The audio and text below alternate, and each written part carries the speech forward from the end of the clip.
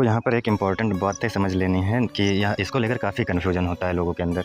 जो शंकराचार्य ने 3 पार्ट में बाँटा है, प्रतिभासी सत्य जो कि भ्रम का होता है, और दूसरा व्यवहारिक सत्य, और तीसरा जो है परमार्थिक सत्य। ये किसी 3 लेवल पर 3 प्रकृति को 3 लेवल पर नहीं बाँटा गया है यहाँ पर तुम्हारे ही थॉट को, तुम्हारे ही अवेयरनेस को 3 भागों में बाँटा गया है। ये नहीं कि कहीं कोई व्यवहारिक सत्य ये दुनिया है, परमार्थिक सत्य इससे ऊपर कुछ होगा, और प्रतिभासिक सत्य कोई सपने में होने वाला जो भ्रम हो जाता है। ये सब मत समझना।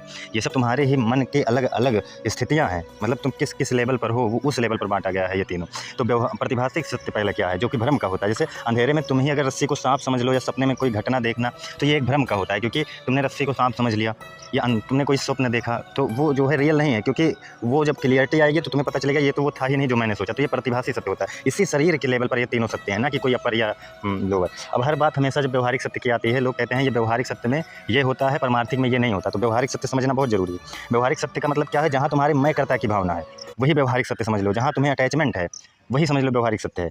जैसे ये शरीर, मन, अहंकार, समाज, प्रकृति, कर्म, कार्य, सुख दुख, ये सब इस स्तर पर आ जाते हैं। मतलब जितने भी चीज़ें तुम्हें हो रही है, अगर मैं करता तुम्हारे अंदर है, तो मतलब तुम्हारे लिए अभी व्यवहारिक सत्य ही है।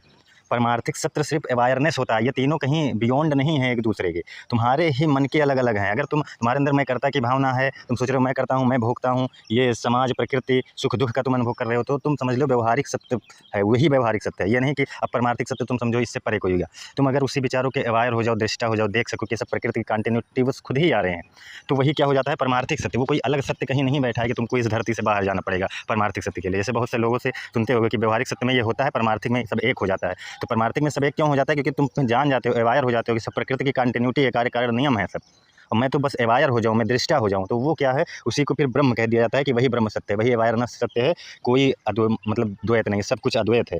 न जीव अलग है, न जगत अलग है, न कर्ता भोक्ता का भेद अंतिम रूप से सत्य है। यही अद्वैत का निष्कर्ष है। वही बात यहाँ। इन तीनों का मतलब ये मत समझना कि अलग अलग लेवल पर 3 दुनिया बांटी गई है, नहीं।